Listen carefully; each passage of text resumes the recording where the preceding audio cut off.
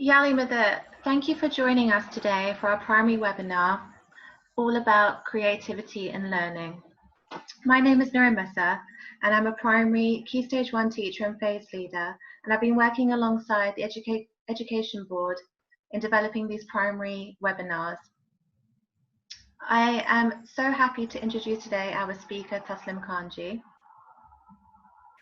who has a wealth of experience in the primary sector, and she is a specialist in the special needs education and inclusion manager. Our webinar today is all about using different creative approaches to learning and understanding that different children have different learning styles. And Taslim has a wealth of knowledge in this field. Just before I hand you over to Taslim, I would just like to recap on some housekeeping rules. Please could you ensure that you have put yourself on mute as we are recording these sessions, these webinars, so that you can have look at them down the line on the Head Start website. Also, we like to make these webinars as interactive as possible, so please feel free to ask any questions and type them in the comment section below, and one member of our team will hopefully be able to answer your question today. And I'm pleased to hand you over to Taslim now. Thank you, Taslim. Okay, Yali Madat, everybody. I'm really happy to be speaking to you about creativity in learning, because I think it is very important, and we'll be talking about why that is. Before I start though, I'd like to say well done to all of you. I know that we've been in lockdown for quite a while now. I think it's 11 weeks. And some of you are working as well as trying to teach your children at home. So I do want to say well done from all of the teachers. Also, I want you to know that the priority for us is that the children are happy and that they want to learn and that they're safe and well at home. So while you're teaching them and you're doing a great job with it, if you do have days when things are tricky or it's not going to plan, then please feel free to just stop and have an afternoon off or a morning off and start again. And don't feel like you have to feel pressured or feel overwhelmed with it, because that's not going to help yourself or your children. So in terms of today's session, even if you take away 2 or 3 ideas that you feel comfortable with and that you'd like to try, then that would be brilliant. And you can keep coming back to this session as a point of reference and try new things over the next few weeks. It's being recorded and it will be kept on the Head Start website, I believe. Okay, so let's get started. Today, we're going to be speaking about why creativity is important and how it supports learning, how children learn in different ways, and how can we as adults, teachers, parents, how can we support the children to maximize their natural learning style, how drama can be used to support children's understanding in a really fun way, and the value of topic-based learning, which actually a lot of international schools around the world use, and it's a really nice way of teaching. And lastly, how to maximize the educational potential of trips and visits, because we all take children out on trips and visits, but are we making the most of those? We're going to talk a bit about that as well. Next slide, please. Noreen. Okay, thank you. So why is creativity important? Creativity allows learning to be more easily embedded because the experiences are more memorable. So for example, learning about the water cycle, not just from a textbook and through reading, but drawing out the water cycle or making a model of the water cycle and visualizing how it works will help the child to remember that learning for much longer than just reading from a book. Using powerful prompts such as images for creative writing, which we'll talk about a little bit later on, is another great way of making the writing come alive for them, making the learning come alive. It also motivates the children, it captures their interest, it captures their imagination, and it's lots of fun. So for example, making a volcano out of paper mache and then watching it erupt when you're learning about volcanoes and where they exist in the world and things like that, it makes the learning come to life. Learning through songs, if you have to learn facts, for example, about Henry VIII, or if you have to learn times tables, which all children do, learning that through song makes, it gives a way of the mind to remember more easily. It creates a kind of like a hook for the mind to remember more easily. And, you know, using those kind of memory strategies will allow children to learn quite complicated things in a fun way. Acting out parts of a story allow children to gain insight into characters' feelings or their motivations. And we're going to be talking about some drama techniques that you can use at home, which are really simple, which allow the children to do that. Creative learning is hands-on, and we know from research that children's concentration spans are really short. They're 3 to 5 minutes per the age of the child. So hands-on learning and involving movement in their learning allows them to focus for longer periods and you know, achieve a better quality of learning. Doing things like experiments where they actually have to do something before they write it out, testing, for example, materials to see if they're transparent or opaque, or for example, for older children, using paper mache or even Play-Doh to build the inside of a flower, and then to talk about how what the parts of the flower are, or how flowers pollinate and germinate and things like that to go with it. It makes the learning more exciting, and it makes it really fun for the children. And it's an image that they can recall more easily when they have to in an exam or something like that. Also, creativity is really lovely because it allows the children to lead the learning in some ways. There isn't a right or a wrong answer for some of these things. So for example, if they are creating their own superhero, they could think about what would the superhero, what would their special power be? What would they look like? What would their costume look like? Where would they live? All these kinds of questions to build a character, and there's no wrong answer. So anything that they want the character to be like is fine, and you can encourage that. But by asking thoughtful questions, you can kind of guide their thinking and get them to get them further than they would have been able to on their own. But still, it's their choice and it's their decisions about how they build this character. Last of all, creativity also allows for different kinds of thinking styles and different ways to think. It allows children to think of solutions from different angles. Research tells us that creativity helps us to see things differently and to better deal with uncertainty. So,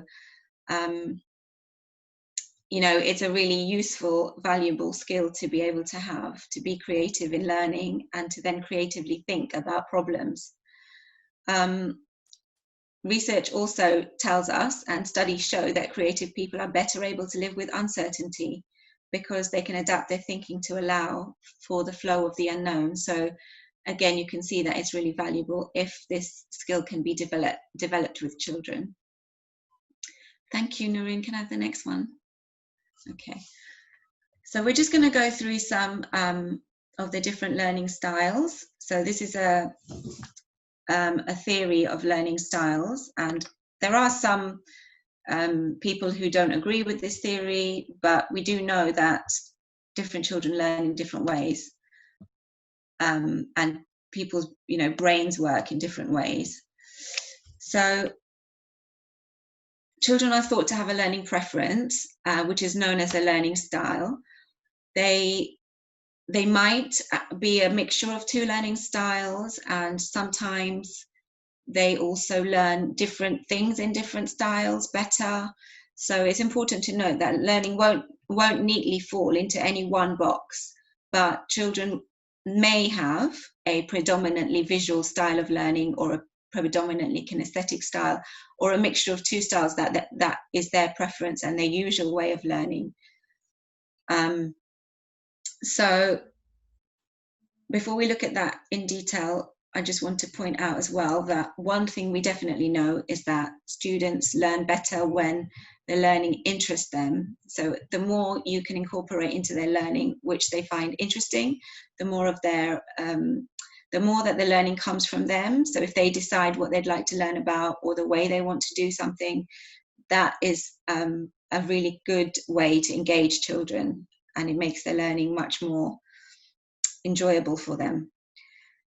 So visual or spatial learners, they learn through what they see. These are the children that like images, they like diagrams, they are good at using maps, they like using flow charts and things like that. They are children that, you know, flashcards work really well with. They need to see spellings written down, or they need to visualize them in their mind when they're learning spellings. They're children that, you know, anything that you can add to their learning that is an image or a picture or a map or a chart or anything like that, it will help them to remember their learning better. And spider diagrams. An example of myself as an adult, when I'm driving in the car, I always need to see, when I'm using my phone as a sat-nav, I need to see the actual map when I'm driving. And when I compare that to my sister, who she uses the sat-nav also, but she just needs to listen to the instructions and the directions, and she doesn't need to see the actual map when she drives. For me, I can't just follow the directions without looking at the picture of the map on the phone. So it you know, different people like different ways, and I'm much better when I've got that image there. Maybe you can think of what kind of learning preference you have as an adult. So moving on to kinesthetic learning. Kinesthetic learners are the children that learn by doing. Now, all children learn by doing, and kinesthetic learning is good for all learners, but there are some children who are always, they can't sit very still for very long, they're always fidgeting, they swing on their chair when they're in the classroom. They're kind of showing us that their body needs more movement by doing these things. So the more active learning you can include them in, the more that they will get out of their learning. So doing things like art and drama, building that into the learning. It doesn't have to be huge sessions of art and drama. It could be incorporating little bits into a writing task or into a maths task. Or if they're young children, when they're learning to, they're learning their phonics and they're learning to do their writing, tracing letters onto different mediums such as sand, tracing numbers onto different mediums. So you can use sand, you can use foam just in a little tray that you have in the kitchen, or on sandpaper, letting them, you know, write it out and close their eyes and they can feel what does it feel like when they're doing it. That will help them to remember, and the motor memory of the muscle memory will also be activated, and that will help them remember the formation of the letters and also you know, form the letters correctly and neatly. Another example would be children, maybe older children, listening to audiobooks or podcasts, but instead of listening to them while they're sitting down on the sofa, going for a walk and listening to them, or going for, I guess a walk is the best one for that, but going for a walk or just doing some kind of movement as they're listening will help them to concentrate on their listening. And similarly, writing a story, but then creating a book and creating a purpose for their writing. So writing a story and then making a book to put their story into will add some movement and some motor skills into that work. Kinesthetic learners love to play games such as Scrabble, Snap, Bingo, all of those games that I've listed there. So learning through playing games is really, really valuable.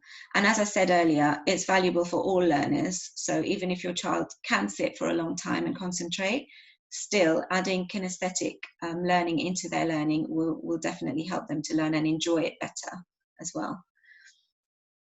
Okay, Noreen, next slide, please.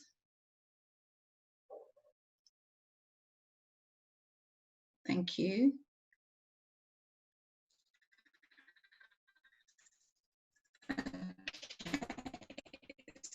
So, auditory learning, auditory learners, they learn through what they hear. They're most successful when they're given the opportunity to hear information presented vocally. They like listening to teachers and parents. So these are people that might enjoy lectures and seminars when they're adults, and they can learn by listening easily. They like learning through group discussions. They like to speak their ideas, and even if they don't like to speak their ideas, they benefit from speaking their ideas out loud. Asking them to summarize information, explain it, or describe something will be valuable for them.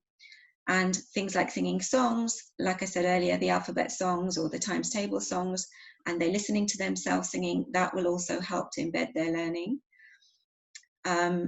If your child is in the upper primary age and they're learning facts, ask them to speak those facts out loud, whether they're maths facts or science facts, anything like that.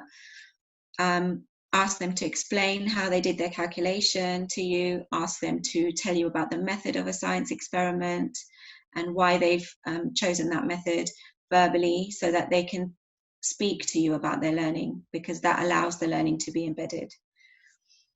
And then lastly, the reading and writing. So these are people that like to make lists, they like to make notes, they like texts that are in any format. So children who like to read and that they absorb information through reading and writing quite easily. I've included a web link further on in the presentation for a questionnaire where you can find out what the learning style is of your child, and also for yourself if you're interested. But as I said at the start, please be cautious because it's important to use a mixture of these learning styles and not just to only focus on just one. And in school, that's what we do. We would include all these different styles of learning within the classroom, so that in a class of 30 children, we're engaging the maximum number of children that we can at one time. Okay, thank you. Noreen, can I have the next slide? So I mentioned to you drama techniques earlier. So this is a technique called hot seating. This is, again, a kinesthetic way of learning, and it allows children to develop a better understanding of the character in the story through stepping into the character's shoes. Now, the image of the chair, all around it are the benefits of doing hot seating. So they build, this strategy would build self-esteem, it would build confidence, it would build, it would allow them to improve their imagination, thinking skills, empathy, all kinds of different benefits from this one technique. So the child, so what you would do is the child would pretend to be the character that's in the story. So for example, they would be Goldilocks, say, for example, for Goldilocks and the Three Bears. And then somebody else, it could be yourselves, it could be siblings, would ask them questions. Now these questions, you could think about them together before you start the drama. So for example, why did you break into the bear's house? How are you feeling about what you did? Do you think it was the right thing to do? How would you feel if somebody ate all of your porridge? What could you do differently next time? Was there a better solution? Should you not have gone in? And what could you have done that was a better solution instead of breaking into somebody's house? And the child would then respond to you, and through thinking about that character's feelings and being that character, they would be able to, get a deeper understanding of how that character feels. And even if their understanding is different to what you think the understanding should be, that's okay. It's all right for them to feel differently. They might say, yes, I'm happy I broke in, and yes, I would eat somebody's porridge, but that's okay. You're just encouraging their thinking, and later on you can maybe come back and say at another point, do you like it if somebody takes your things? without asking you when you're in another situation, if you're talking about the moral aspect of that, that problem. It can be used for fictional texts like Goldilocks, but also non-fiction texts, for example, The Great Fire of London. So as you can see on the image there, there are lots of ways of using this technique with non-fiction as well, being the policeman, being the baker, even being inanimate objects or animals. So the cat that's in the story, in the recount, Samuel Pepys, being any of those characters, and then trying to use facts that happened at the time as part of your explanation and discussion of how you feel and why you think what happened. Dressing up as that character makes the activity more fun and engaging, but also it allows the child to not be themselves. Some children are very shy and they find this kind of thing quite tricky to do. So if they can be the policeman and have a policeman's helmet on, it allows them to not now be themselves. So now I'm not Taslim anymore, I am the policeman, or I'm the investigator, and I've got a job to do. And that helps the children to then be able to behave in that way much more easily. So that's a really nice way of supporting their confidence and making them less aware of themselves. I hope that makes sense and I'm not going too quickly. Okay, Noreen, can you move to the next one, please? Thank you. All right, this is a lovely strategy as well. This is called freeze frames and thought tracking. This time, the children or the child, you can do it with even with just one child, create an image using their bodies, and it's it's a still image, and you're frozen in time, and you've created a part of the story, if you like.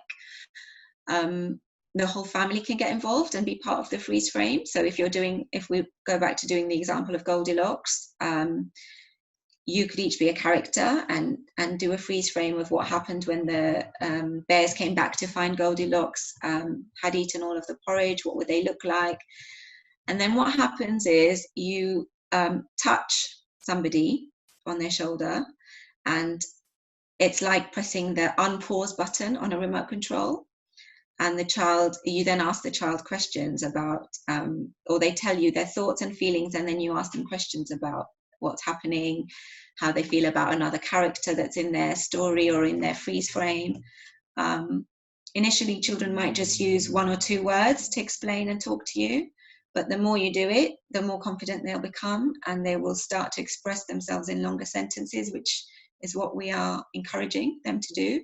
And you might even allow them to, or support them to make their sentences a little bit longer by giving them words like because and so and meanwhile, so that they can use that to add and make their sentences longer and more descriptive. I've included there some questions on the side. So things that you might ask are, how do you feel and why? What will you do next after this freeze frame? What's the next thing that's going to happen? Why did you do something that already happened before?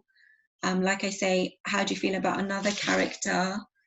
And then depending on the plot of the story, explain how you worked out such and such, or things like summarizing the events, depending again on the plot of the story, summarizing what happened last week, or even when they were a child, just getting them to talk about the events that character has experienced. And then after something traumatic possibly, how do you feel about that? What would you like to happen now, and what would help you feel better? Things like that. Those are all really nice kind of broader questions to encourage thinking. And like I said already, they can also choose to be the sort of animals that go along with the characters. So for example, for younger children, it could be Postman Pat's cat. How does the cat feel when he goes along with Postman Pat on his jobs? How did the the mice, how did the mice feel when they were Cinderella's coachmen? Were they happy to become mice again? And what do they usually do? How was their day different that day when they became a coachman? And what did they enjoy about the ball? Did they get to have a peek inside? Perhaps they went into the kitchen where the banquet was being prepared. And what was that like? What did they see there? What did they smell there? So it's just about using their imagination and, you know, letting them be free with that and go whichever direction they'd like to go, really. Okay, Noreen, next slide, please. So this slide is about how powerful pictures and images are.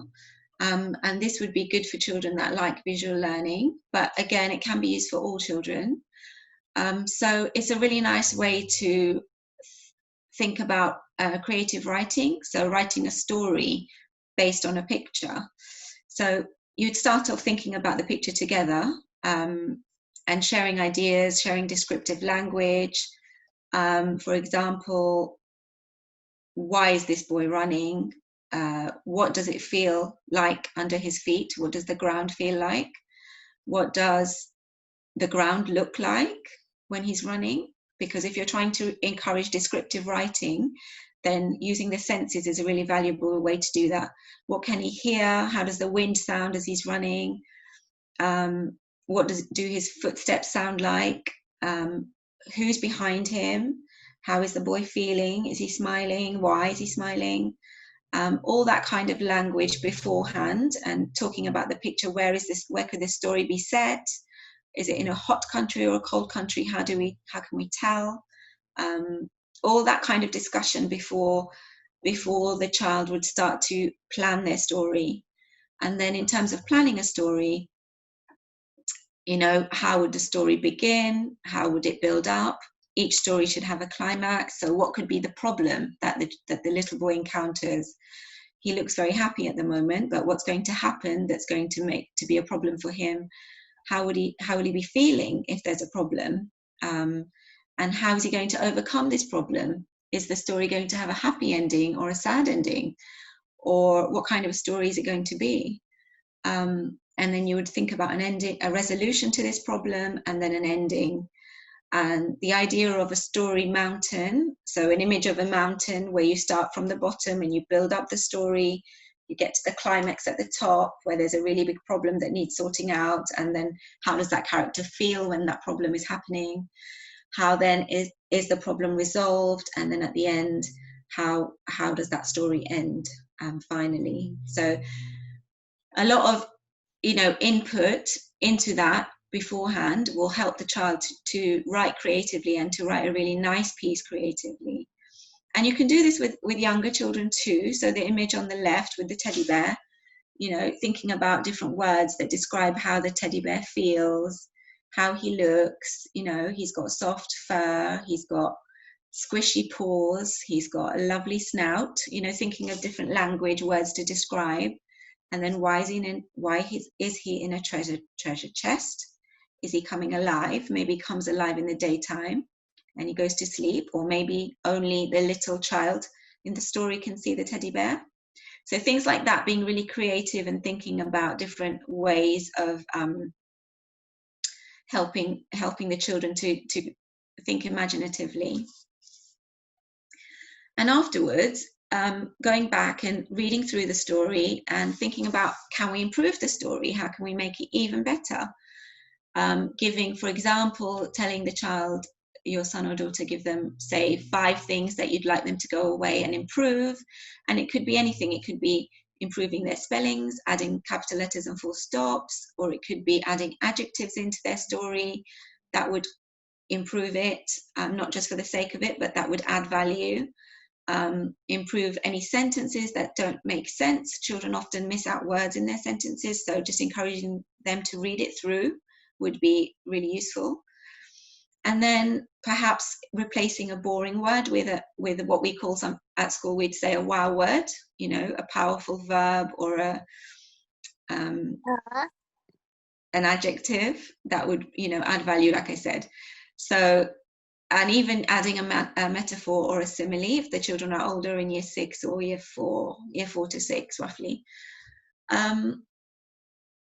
And then, as I mentioned before, getting creative and making a book with the story that you've written, this incredible story that you've been on a journey with together, putting that into a lovely book. So making a book together, there are so many different ways of making books together. If, you know, easily available, there's lots of different kinds of books. But, you know, illustrating the book, putting paragraphs into each page, and then making a front cover, a back cover, and then sharing that book maybe online with the family, reading it out on Zoom, or, you know, celebrating the fact that you've done this really great work together. The children will love that, and they will feel really valued, and they will really appreciate the input that you're putting into doing these things together with them while you've got the chance at home. Okay, if we move on to the next slide now.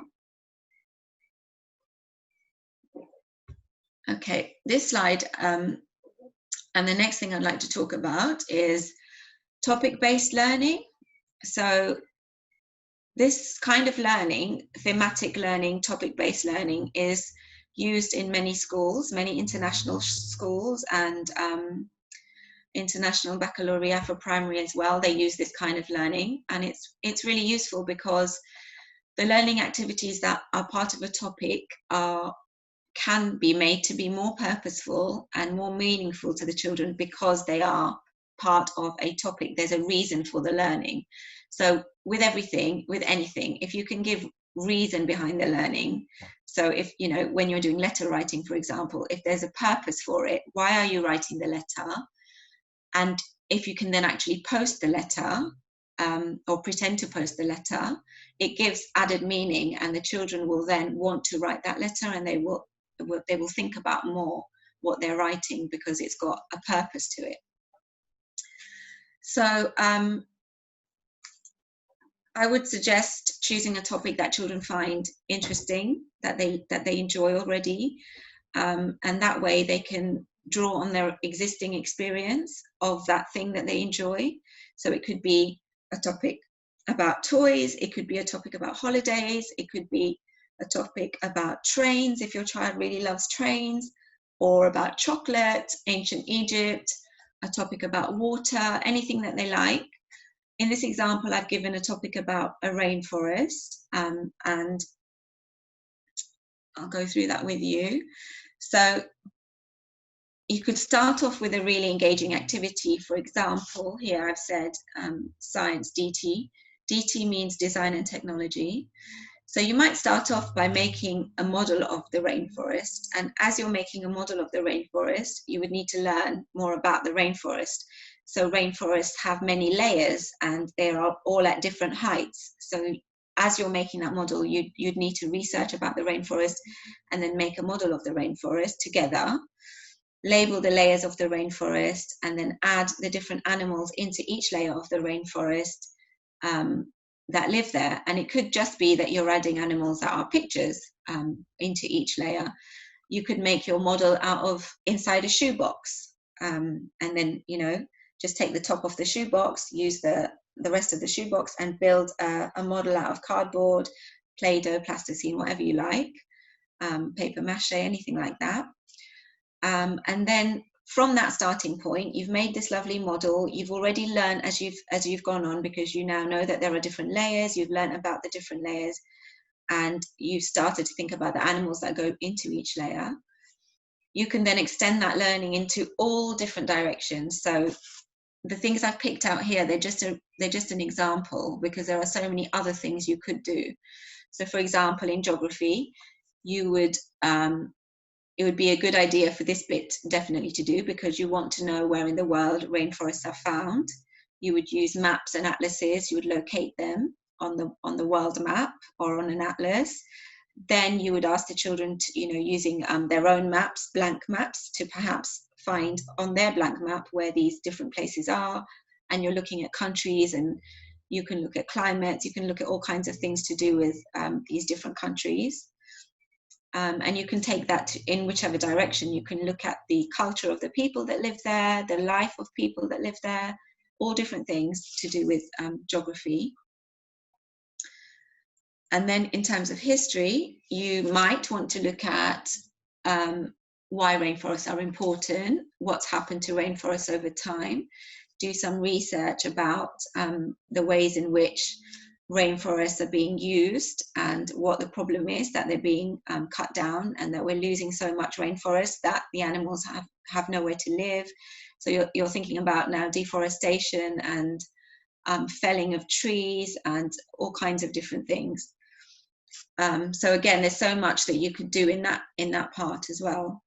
And then in terms of maths, you can include maths when you make your model. So when you started here, you could include the DT aspect, you could include ratio into that if you wanted to, so that your actual model is a scale model of the rainforest.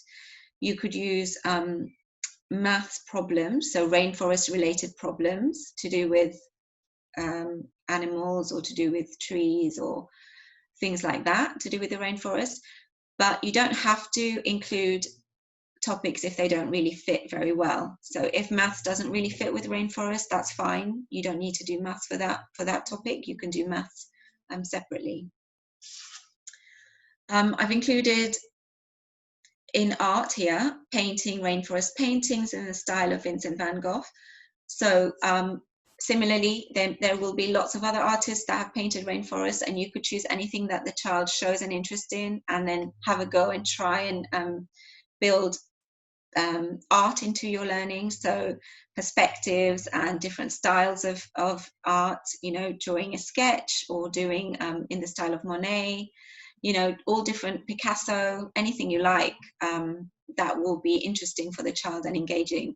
But it will just bring all of that learning to life for them. Science fits in really well with with rainforests because of habitats and food webs and conservation. So there's a lot of learning that can go on there. Habitats is animals and adaptations and habitats. That's all part of the national curriculum science topics for Key Stage 1 and 2. So I hope you can see that it doesn't have to be, it's not prescriptive in any way. Your video is stopped. It's not prescriptive in any way. I think we've just had a little guess there.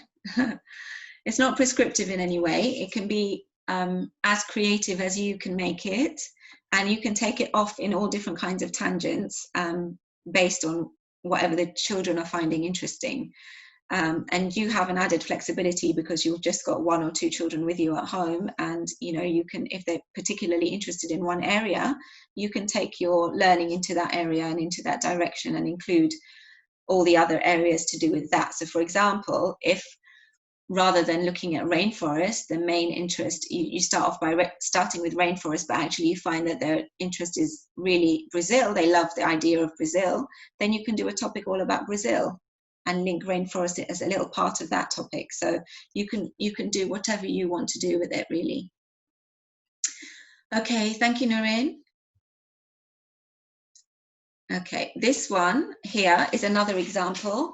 This time I've chosen the topic of India. And again, these are just examples within each box of things you might do, but there's so much more that there is. If you wanted to, you could take it in any direction. So starting with geography, so where is India? How big is it compared to the UK? You can look at the physical features, mountains, rivers, etc. And then you can look at human geography and think about how life is different in India from the UK, and in fact how life is different in the big cities of India compared to the villages in India. There's so many different things you could think about with this learning. What is the effect of the climate on the crops that they can grow in India, and how does that affect their economy? So living in a really warm climate, what kind of foods grow there? Children, allowing children to taste those foods, and maybe do a dish, do some cooking with those ingredients. And then again, looking at, if you want to, looking at the culture of the people that live in India, some of us, we are from that culture. So looking at our culture, the dress, the language, what school is like in India, there's so many things you could do with that.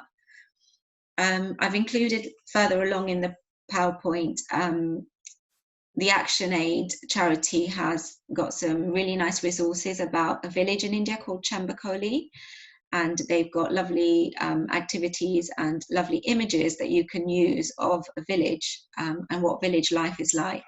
So I've included that further along.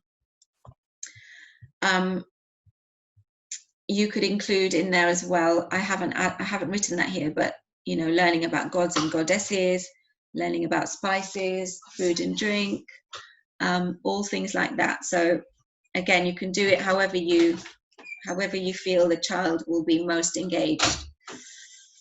In terms of history, you can choose whichever part you want to look at. You can look at, go all the way back to the Mughal Empire and look at the timeline of history to do with India. You can look at the British Raj, and you can look at partition. In terms of British Raj, you could think about how life changed for people when the British took over, and when India was part of the British Empire. What did they do in India, and you know, why actually did they want to be there? Was it beneficial for India in any way, or do you know? I mean, it can get political, but you can think about the pros and cons. You know, what did they leave in India that's actually been really good for India, and what have they done that's not been good and that they shouldn't have done? So looking at the pros and cons, and what legacy is there still? You could even include in that learning Queen Victoria, and you know, then take that off into that tangent if you'd want to. The Great Eastern Tea Company, or learning about trains. All of that would fit in nicely into a topic about India. So in terms of maths, as I say, don't force links if they don't exist naturally, but India would fit very well with symmetry and data handling, bar charts and graphs, because of symmetry, because of the art. So looking at symmetry in Rangoli patterns, looking at Mendi patterns, looking at the Taj Mahal, and then linking that with symmetry, and then doing math that way, or looking at bar charts about rainfall and the monsoon season, or you know, growing crops and looking at data to do with crop growing in India. I've included in this box, in the art box, a tutorial with a tiger painting about how to draw a tiger, because it's just really easy and it's very beautiful, and I think the children would really enjoy that. So there are so many things you could do again with art, because there are so many arts and crafts that India is known for. Peacock is their national bird. Weaving, saris are woven. You could teach the children how to do weaving, and then you could tell them that saris are made on a hand loom. But that's all the same thing, but it's just you know, mechanized. And then have a go at, you know, putting a sari on. Let them wear one. Let them try it on. Can they figure out how to put it on? Can they write you instructions for how you should put it on, so that can you follow their instructions for how to wear a sari? So you're bringing literacy into that as well. It's just making it all really fun and purposeful.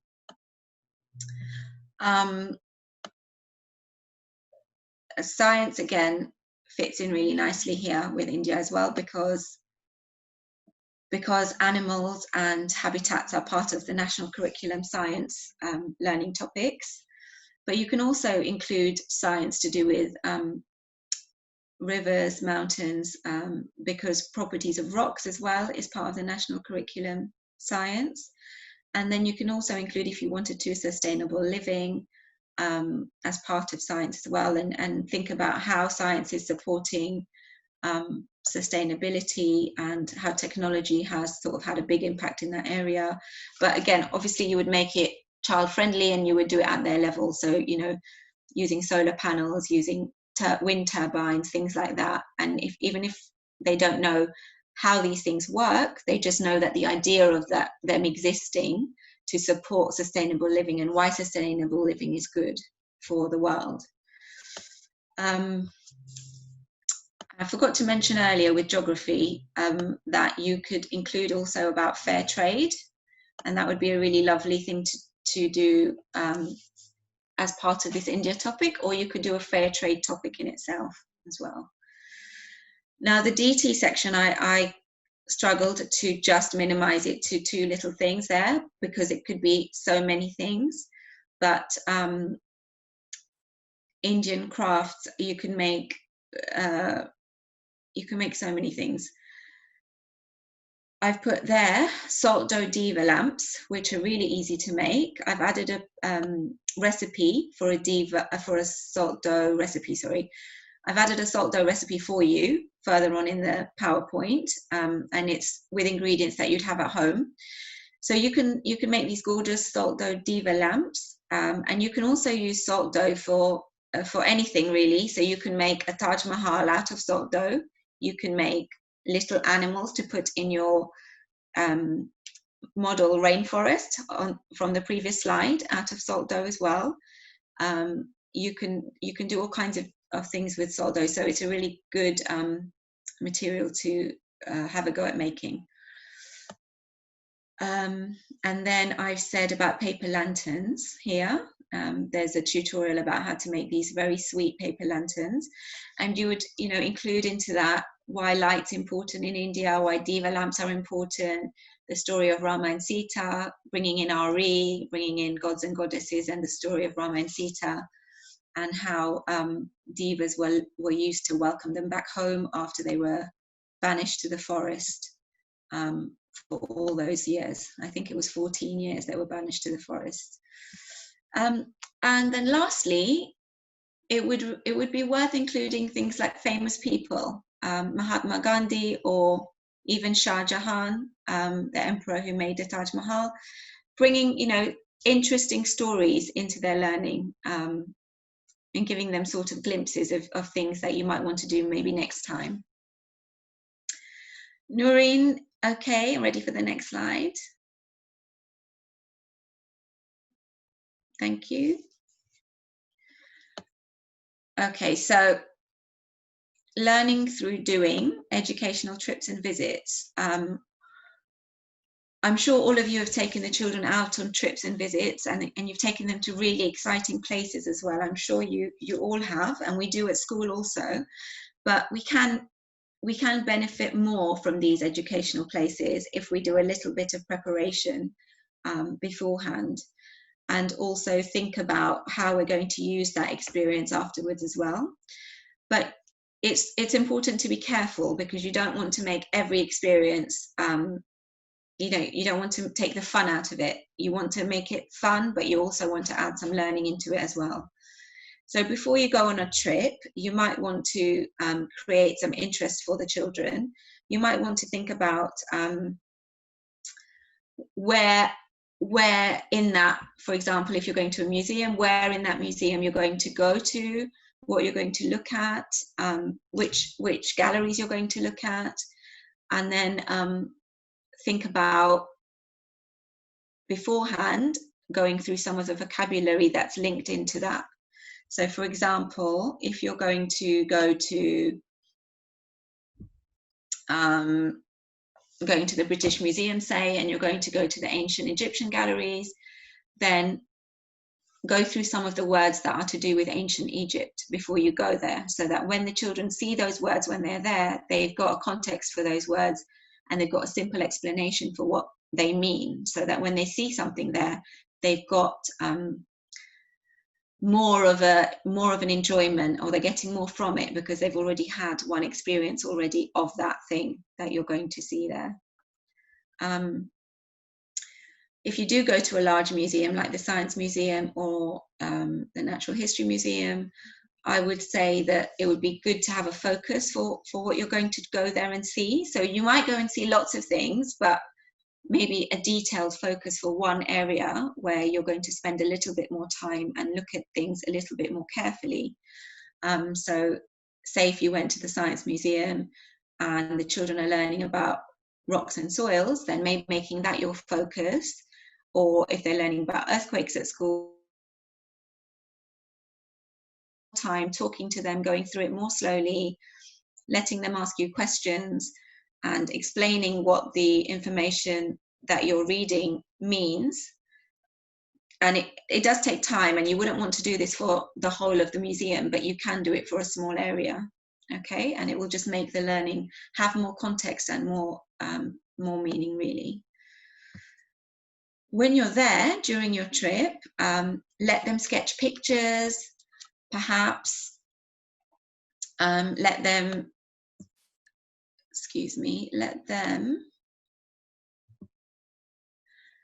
them take notes as you walk around. Let them think about questions that are coming into their mind that you haven't got answers to yet, and you're going to find out about them. So take a little notebook and write these things down, so that when you come back, you can go back to these questions and build on that learning that you shared together while you were on the trip. You may want to take a little video clip and a photo if you're allowed to do that. I don't know if you are allowed in some of these museums, but it's a good way of jogging the memory.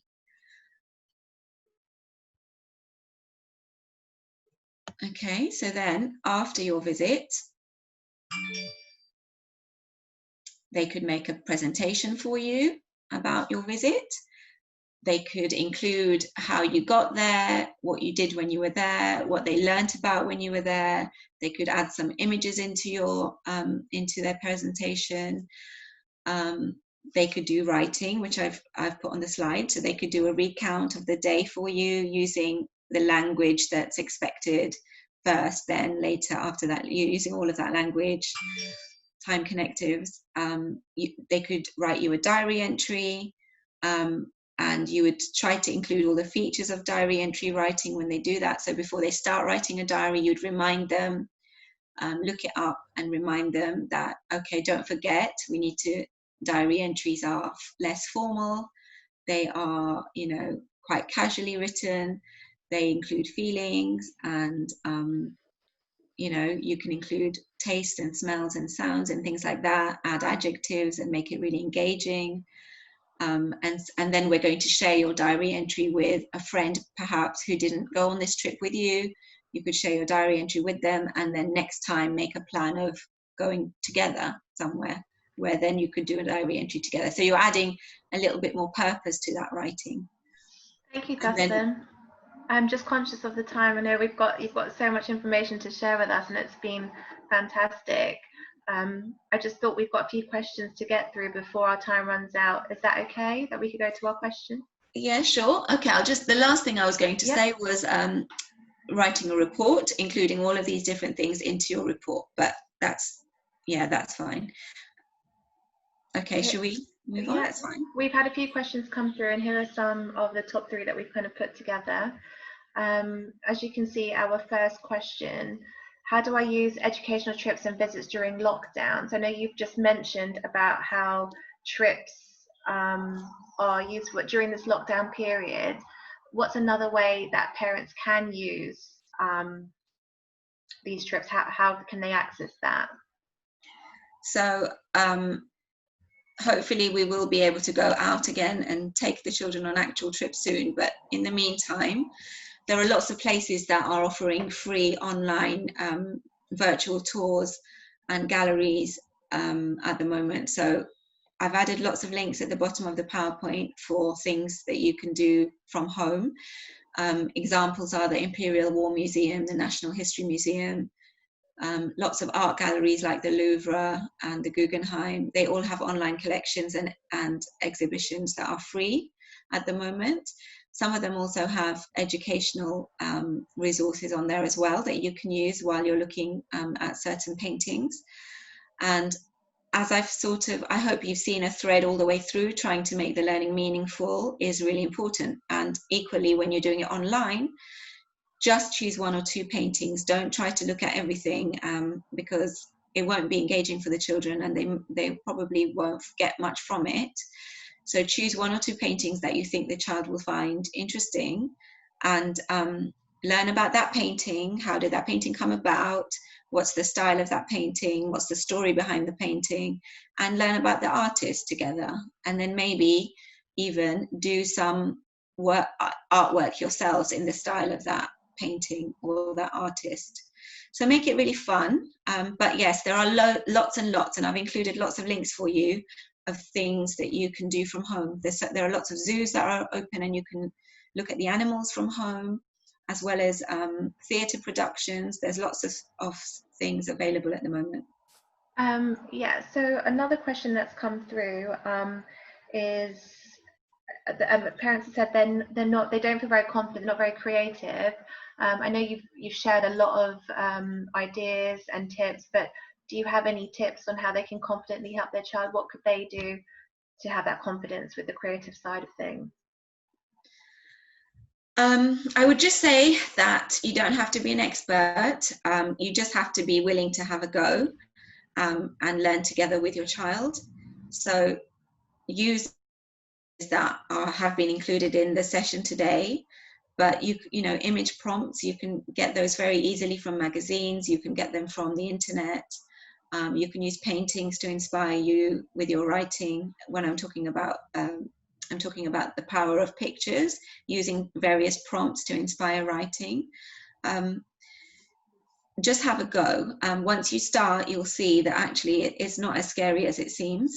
And there are so many ways of being creative, being creativity through, you know, letting the children cook with you, creativity through arts and crafts, creativity through needlework, like all kinds of singing things. and dancing. Yeah, singing, dancing, all kinds of things are all of that is being creative, and creativity through writing creatively. So have a go, don't be scared, and you'll find that actually it will just evolve. You'll see. There's just one question that's come through on our chat, and it's I know you've also mentioned it through the topic-based learning, but a parent has asked of some examples of how to use different learning styles in maths and literacy, particularly aimed at Key Stage 2 or Key Stage 3. And I know you spoke about using pictures for writing and the hot seating, but they just said, are there specific different learning styles they should be using with their child to help them with the maths and English? Or no, not specific learning styles. Using so for maths, for example, using concrete resources are really helpful for children. Using images are really helpful as well. So using images in terms of bar models, or, you know, doing making jottings when doing maths calculations. Doing jottings for maths calculations is kinesthetic learning, because they're using their body, they're writing, so they're moving around. Learning times tables through actions for younger children, doing actions with their hands to learn times tables, that's all kinesthetic learning. In terms of literacy, using, for example, a really good model of writing that they can then try and emulate. So when you're in upper key stages, you want the children to be exposed to really good examples of writing, so that they themselves can write to that high standard. I mean, it won't be as high, but that's the aim and that's the aspiration. So for example, if you wanted to write a descriptive piece, a really nice, fun descriptive piece is the description of Mrs. Trunchbull in Matilda, or the description of the twits in Roald Dahl's Twits. And if you look at that and pick out the words that are adjectives or powerful verbs or similes or metaphors, and then try and write a descriptive piece for an imaginary character that your child is writing about, that will help inspire them, and it's a good model of writing for them to use. I hope that answers that question. I think that was great, thank you. And I don't know if we have time, but if you could quickly just give us a quick answer on this last question. Parents feel, is it okay to teach my child a separate subject that might not just link with the topic they might be learning, so they can't think of a subject? And I know you mentioned it earlier. Yeah. Just a quick thought on that. Definitely, yes. Don't try and link it all up if it doesn't link up naturally. Don't make artificial links that are not natural, because the whole point of linking up the learning is to make it purposeful and meaningful, and putting in things that don't really fit takes that away. So it's fine to teach your topic and then to teach math separately, or if you're doing something different in RE that doesn't fit in with your topic, that's fine. The topic should be things that naturally fit together, and it helps the child get a better understanding of that area of learning. So yes, don't worry about that at all. Okay, I'd just like to say we thank you so much, Taslim, for all your support and for teaching us something on how to be creative in learning. And I hope the parents, we've been getting a lot of comments in about how useful your session has been, and parents have said how much they have learned from this experience. And we would be really grateful if you could complete this survey. We will be sending the survey out to parents, and also all the links that Taslim did mention will be also emailed out to you.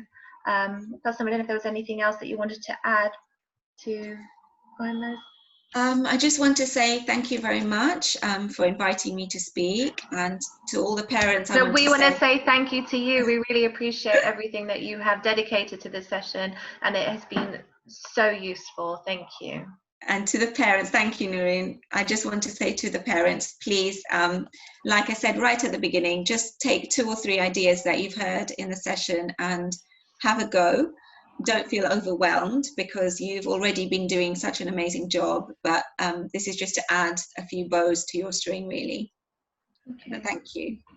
Thank you very much, and you will be emailed the links. Thank you.